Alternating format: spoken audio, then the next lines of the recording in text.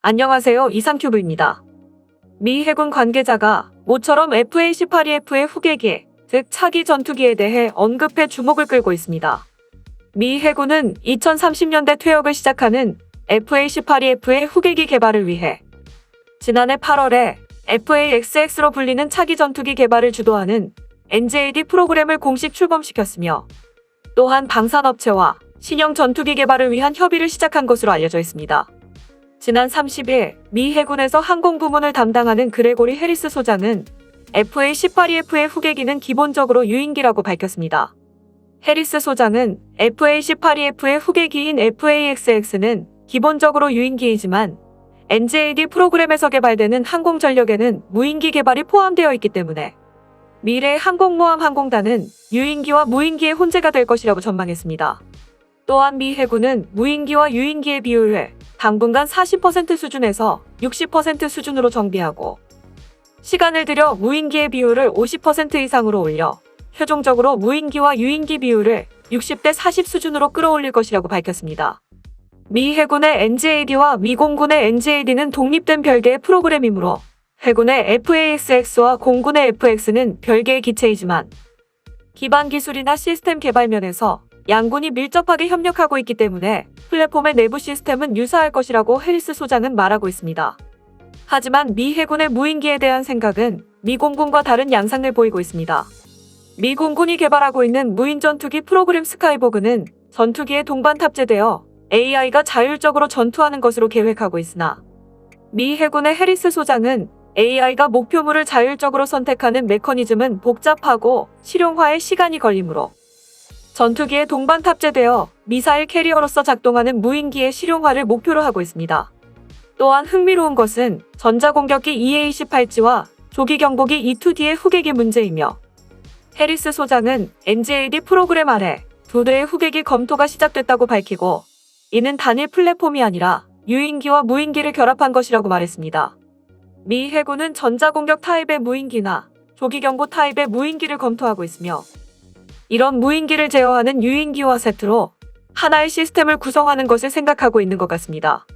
전자공격과 조기경계를 하나의 시스템으로 통합한다는 의미에서 매우 참신한 생각이지만 이러한 해군의 무인기 활용은 현재 개발 중인 무인 공중급 6의 MQ-25의 성공에 의존하고 있다라고 해리스 소장은 말하고 있으므로 MQ-25의 운용 실적에 따라 이러한 계획은 크게 달라질 수도 있다라는 의미일 것입니다.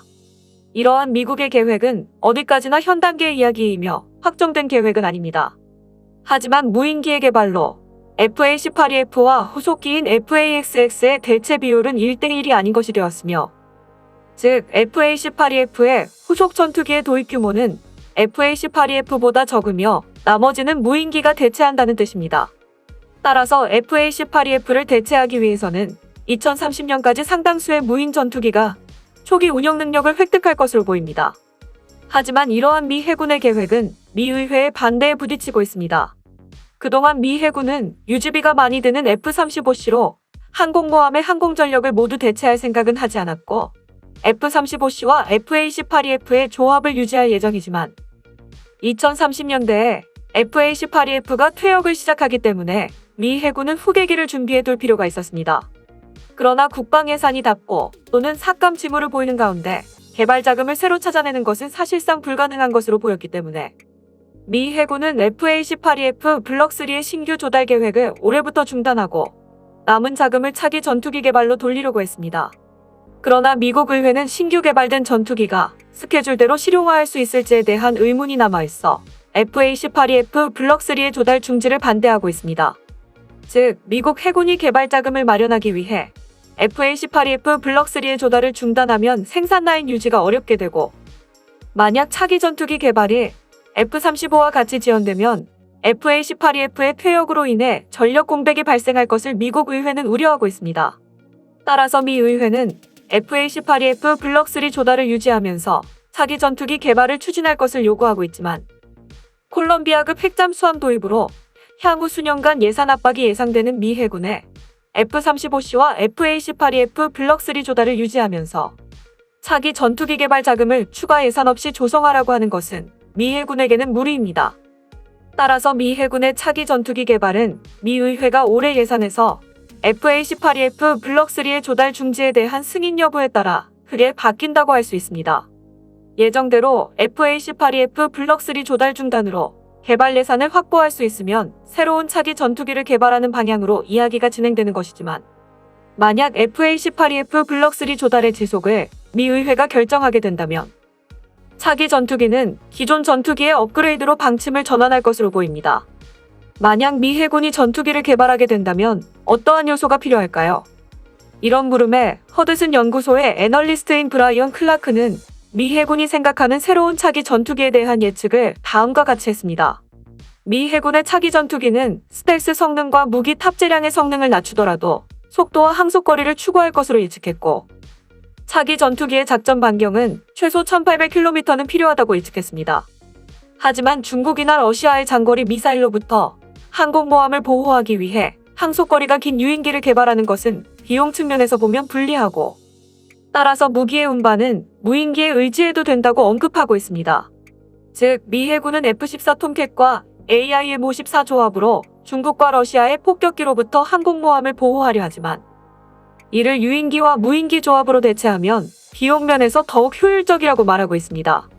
좀 더 알기 쉽게 말하면 적이 사거리 3000km의 미사일을 가지고 있다고 해서 항속거리가 3000km나 되는 유인기를 개발해서는 비용 면에서 승부가 나지 않기 때문에 유인기는 1500km에서 정지하고 나머지는 무인기로 충당하라는 뜻으로, 무인기가 미사일을 탑재한 적 항공기에 접근하는 것이기 때문에 유인기의 무기 탑재량은 크게 완화되어도 무방할 것입니다. 다만 미 해군이 이러한 방안을 채택한다면 큰 돈을 들여서까지 차기 전투기를 개발할 필요성이 있을지 의문입니다. 만약 유인기의 역할이 적기나 목표의 후방에서 무인기를 제어하는 역할로 한정된다면 FA-18EF를 개량한 기체로도 충분하지 않을까 생각됩니다. 이러하듯 현재 전투기 개발의 세계적인 추세는 유인기와 무인기의 통합으로 같이 연동되는 무인기가 무기 운반의 역할을 맡고 있습니다. 우리나라 역시 무인 전투기를 개발해 배치한다는 계획을 가지고 있습니다. 하지만 서방과 중국 및 러시아의 유인 전투기에 연동되는 무인 전투기는 시간이 걸리는 차세대 전투기와 연동하는 것이 아니라 기존의 4.5세대 전투기 또는 F-35와의 연동을 우선시하고 있기 때문에 등장 시기가 빨라지고 있으므로 우리나라도 국제적인 흐름을 따라가기 위해 KF-X나 F-35와 연동할 수 있는 무인기의 개발이 필요합니다.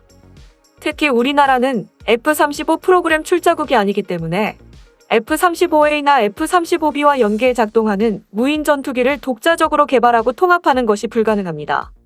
현재로서는 미 공군이 스카이보그의 수출 가능성을 언급하지 않았기 때문에 F-35와 연계 가능하고 수출이 가능한 유일한 무인 전투기는 호주 공군과 미국의 보잉이 공동 개발하고 있는 로열 윙맨밖에 없습니다. 로열 윙맨은 올해 2월 말에 서방 국가가 개발하고 있는 유인 전투기와 연동 가능한 무인 전투기로는 처음으로 비행에 성공했습니다. 따라서 우리나라는 무인 전투기의 기체는 개발하고 있는 만큼 로열 윙맨이 완성되면 이 기체를 수입해서 F-35와 연동하고, 이를 통해 무인기와 유인기의 통합 운영 노하우를 얻고 또한 두 기체를 모두 살릴 수 있는 전술을 개발하여 향후에 KF-X와 연동할 수 있는 무인기를 개발하는 것도 나쁘지 않다고 생각합니다. 이상 마치겠습니다. 시청해주셔서 고맙습니다. 이상큐브였습니다.